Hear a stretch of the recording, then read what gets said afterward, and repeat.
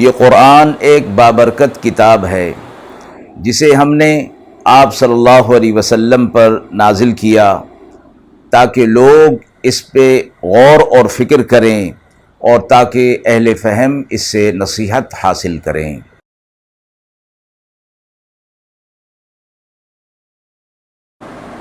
بسم اللہ الرحمن الرحیم۔ السلام علیکم ورحمۃ اللہ وبرکاتہ۔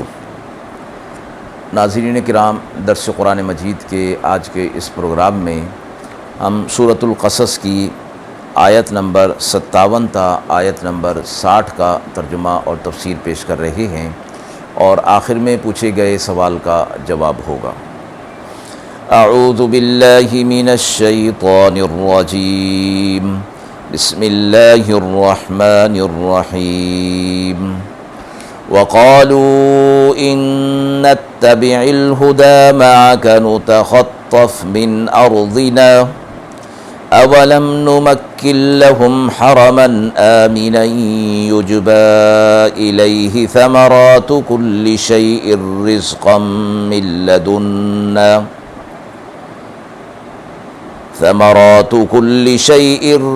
من لدنا ولكن أكثرهم لا يعلمون وكم أهلكنا من قرية بطرت معيشتها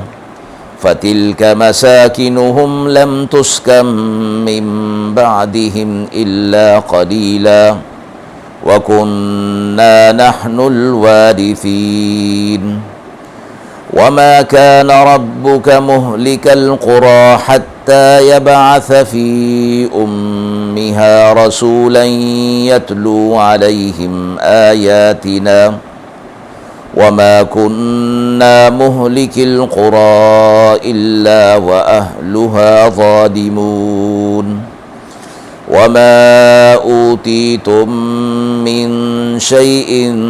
فمتاع الحياة الدنيا وزينتها وما عند الله خير وأبقى أفلا تعقلون۔ آیات مبارکہ کا ترجمہ ملاحظہ فرمائیں۔ اور کہنے لگے اگر ہم ہدایت پر آ جائیں آپ کے ساتھ تو اچک لیے جائیں گے اپنے ملک سے، کیا ہم نے جگہ نہیں دی ان کو حرمت والے پناہ کے مکان میں؟ کھینچے چلے آتے ہیں اس کی طرف میوے ہر چیز کے، روزی ہماری طرف سے، پر بہت سے ان میں سے علم نہیں رکھتے۔ اور کتنی ہی غارت کر دی ہم نے بستیاں جو اترا چلی تھیں اپنی گزران میں، اب یہ ہیں ان کے گھر آباد نہیں ہوئے ان کے بعد مگر بہت تھوڑے، اور ہم ہیں آخر کو سب کچھ لینے والے۔ اور آپ کا رب نہیں غارت کرنے والا بستیوں کو جب تک کہ ان بستیوں میں، بڑی بستیوں میں کسی کو پیغام دے کر نہ بھیج دے جو سنائے انہیں ہماری آیتیں، اور ہم ہرگز نہیں غارت کرنے والے بستیوں کو جب تک کہ وہاں کے لوگ ظالم نہ ہو جائیں۔ اور جو تم کو ملی ہے کوئی چیز سو فائدہ اٹھا لینا ہے دنیا کی زندگی میں، اور یہاں کی رونق ہے، اور جو اللہ کے پاس ہے وہ بہتر ہے اور باقی رہنے والا ہے، کیا تم عقل سے کام نہیں لیتے؟ مذکورہ آیات میں سے پہلی آیت میں کفار مکہ اپنے ایمان نہ لانے کا عذر اور وجہ یہ بیان کرتے تھے کہ اگر ہم آپ صلی اللہ علیہ وسلم کی تعلیمات کو مان لیں تو ہمیں اس بات کا خطرہ ہے کہ سارا عرب ہمارا دشمن ہو جائے گا اور ہمیں مکہ سے نکال دیا جائے گا۔ قرآن مجید نے ان آیات کے اندر ان کی اس بات کے 3 جوابات دیے ہیں۔ پہلا یہ کہ ان کا یہ عذر کرنا اس لیے بھی بیکار ہے کہ اللہ تعالیٰ نے خصوصیت کے ساتھ اہل مکہ کی حفاظت کا انتظام فرما رکھا ہے کہ مکہ کی سرزمین کو حرم بنا دیا کہ پورے قبائل جو کفر اور شرک کے اندر مبتلا ہونے کے باوجود باہمی عداوتوں میں کے باوجود وہ اس بات پر متفق تھے کہ زمین حرم مکہ میں قتل و قتال سخت حرام ہے، لہٰذا کتنی ہی دشمنی کیوں نہ ہو اور کتنا ہی کسی دشمن پر قابو کیوں نہ پا لیا جائے، لیکن حرم مکہ میں یہ قتل و قتال ان کے نزدیک بھی جائز نہیں تھا۔ اس لحاظ سے اللہ رب العزت نے مکہ کی سرزمین کو ان کے لیے ایک پناہ گاہ اور امن کی جگہ بنا دیا تھا۔ دوسرا جواب دیا گیا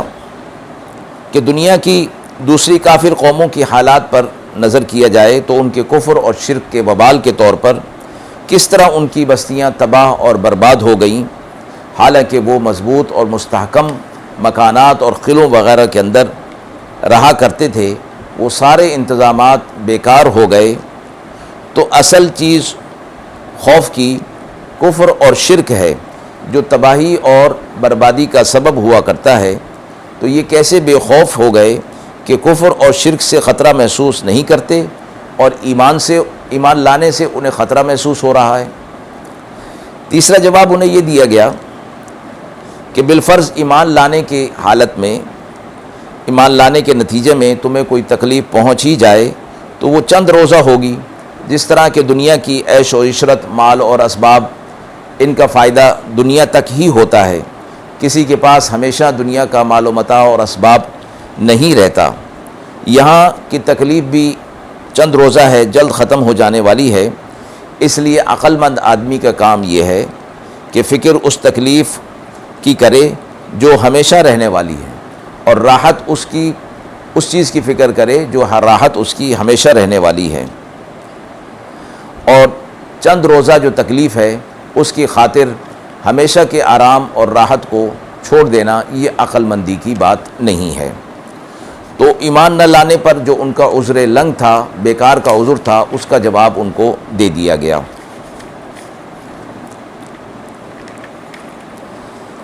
اس کے بعد فرمایا کہ ہم نے مکہ کی سرزمین کو ایسا بنا دیا کہ ایک تو وہ امن کی جگہ ہے، دوسرا وہاں دنیا کے اطراف سے ہر چیز وہاں پہنچ جاتی ہے تاکہ مکہ کے باشندے اپنی ضروریات زندگی کو اور معیشت کو بہت آسانی کے ساتھ پورا کر سکیں۔ یہ اللہ رب العزت کی طرف سے ایک خاص ان کے لیے رحمت اور فضل کا معاملہ ہے، حالانکہ مکہ کی سرزمین اس اعتبار سے کہ وہاں پر یہ چیزیں پیدا ہوتی ہوں یا تیار ہوتی ہوں، یہ سرزمین ایسی نہیں، اس کے باوجود اطراف دنیا سے تمام چیزیں اور پورا سال یہاں موجود ہوتی ہیں۔ اور حج کے موقع پر خصوصی طور پر جب لوگوں کا بڑا اجتماع وہاں ہو جاتا ہے، اس وقت بھی کسی سال بھی یہ سننے میں نہیں آیا کہ وہاں لوگوں کے لیے معیشت کی چیزوں میں کمی ہو گئی ہو اور لوگ جو ہے وہ اس کے محتاج ہو گئے ہوں۔ اگلی بات فرمائی گئی کہ جن بستیوں پر اللہ رب العزت کی طرف سے عذاب نازل کیا گیا اور تاریخی اعتبار سے وہ اس کے مشاہدات موجود ہیں، کھنڈرات موجود ہیں، اللہ رب العزت نے ان پر ایسے ہی عذاب نازل نہیں کر دیا، بلکہ ان کی طرف انبیاء علیہ الصلوۃ والسلام کو بھیجا، اور جب انہوں نے انبیاء علیہ الصلوۃ والسلام کے پیغام کو قبول نہیں کیا اور اللہ کی طرف سے حجت پوری ہو گئی تو پھر ان پر عذاب نازل کیا گیا۔ آیت میں فرمایا گیا کہ بڑی بستیوں میں اور بڑے شہروں میں، مراد اس سے یہ ہے کہ وہاں آبادی زیادہ ہوتی ہے، اور وہاں کوئی بات اگر ہوتی تو پھر آس پاس کی جو چھوٹی بستیاں اور چھوٹے شہر ہوتے ہیں ان تک وہ پیغام ویسے ہی پہنچ جاتا ہے۔ اس لیے حضرات انبیاء علیہ الصلوۃ والسلام کو جو مبعوث فرمایا گیا تو بڑی بستیوں یا بڑے شہروں میں ان کو مبعوث کیا گیا تاکہ زیادہ لوگوں تک اللہ کا پیغام پہنچایا جا سکے۔ اسی طرح پھر فرمایا گیا کہ اللہ کے ہاں جو چیز باقی رہنے والی ہے وہ اعمال صالحہ اور ان کا اجر ہے، اور دنیا کے اندر جو کچھ ہے یہ وقتی طور پر ہے، اور اس کی رونق دنیا کے مال اور اسباب یہاں کی رونق کے طور پر ہیں، اس لیے ان کی طرف توجہ نہ کی جائے بلکہ اعمال صالحہ کو اختیار کیا جائے کہ اللہ کے ہاں اس کا اجر ہمیشہ دائمی رہنے والا ہے۔ اور تو آخرت کے اعتبار سے دنیا کی بڑی سی بڑی نعمت بھی اس کا مقابلہ نہیں کر سکتی، اس لیے ہمیشہ باقی رہنے والی راحت اور سکون کا انتظام کرنا چاہیے اور اسی کی طرف ہی اپنی ساری محنت اور کوشش کو لگا دینا چاہیے، اور دنیا کی زندگی جو چند روزہ ہے آخرت پر اس کو ترجیح نہیں دینی چاہیے۔ آیت کے حوالے سے سوال پوچھا گیا ہے کہ حرم مکہ میں تمام ضروریات زندگی کا میسر آنا کس چیز کی علامت ہے؟ حرم مکہ کو اللہ تبارک و تعالی نے ساری دنیا کے لیے منتخب فرما لیا اور ایسا مقام بنا دیا کہ وہاں حالات کے اعتبار سے معیشت کے اسباب اور چیزیں ملنا کوئی آسان نہیں ہے، کیونکہ اناج وغیرہ وہاں پیدا نہیں ہوتا جو عام انسانوں کی غذا ہوا کرتا ہے۔ اسی طرح پانی نہ ہونے کی وجہ سے اور ریگستان ہونے کی وجہ سے نباتات کا پیدا ہونا بھی ناممکنات میں سے ہے۔ اس کے باوجود جس افراد کے ساتھ اور جس طریقے پر یہ تمام چیزیں جو معیشت اور غذا کی ضرورت ہوا کرتی ہیں وہ اس افراد کے ساتھ ملتی ہیں کہ انسان کی عقل دنگ رہ جاتی ہے، اور دنیا کا کوئی بھی علاقہ ایسا نہیں کہ جس میں یہ ساری ضروریات بیک وقت موجود ہوتی ہوں۔ یہ شرف اللہ رب العزت نے حرم مکہ کو عطا فرمایا ہے۔ ساتھ ہی یہ فرمایا کہ ثمرات کل شیء، یعنی تمام چیزوں کے جو ثمرات ہوتے ہیں اور جو چیزیں تیار ہوتی ہیں وہ تمام چیزیں وہاں موجود ہوتی ہیں جو انسان کی ضروریات سے متعلق ہوتی ہیں۔ حالانکہ جس ملک کے اندر وہ چیزیں پیدا ہوتی ہیں اور وہ تیار ہوتی ہیں، ان ملکوں کے اندر بھی وہ چیزیں ایک وقت آتا ہے کہ قلت ہو جاتی ہے اور وہ چیزیں وہاں دستیاب نہیں ہوتی، لیکن حرم مکہ اس لحاظ سے منفرد ہے اور اس کو امتیاز حاصل ہے کہ پورے سال میں کبھی کسی چیز کی کمی سننے میں اور مشاہدے میں نہیں آتی۔ اس لحاظ سے اللہ رب العزت نے اس کو ایک شرف دوسری زمین پر حاصل فرمایا ہے۔ وآخر دعوانا ان الحمد للہ رب العالمین۔